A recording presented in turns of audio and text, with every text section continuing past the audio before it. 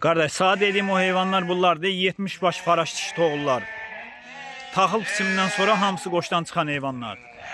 Heyvanlar da kardeş göz qabağında da görürsən. Bax dedim heç çəkib atacağım. Buyur bax kardeş. 70 baş faraş dişi toğullar. Heyvanlar da göz qabağında kardeş.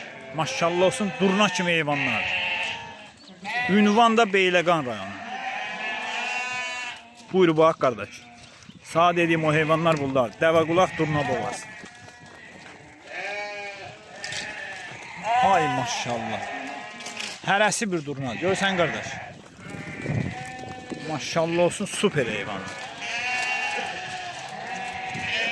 Ay maşallah. Görsən kardeş bunlar. Hələ heç birisi doğmuyor. İnşallah bu taxıl bisimindən sonra qoşdan çıxan heyvanlar. Bax kardeş. Sağ dediğim heyvanlar bunlar. Süper heyvanlar. Hamısı birinci qarnı. Ay maşallah. Görsən bunlar kardeş. Faraş dişli oğullar. Hazır hamısı qırxılıb.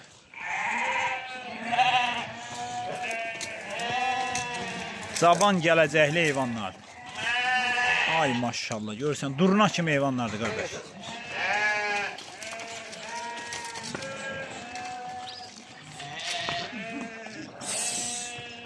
Süper kardeş.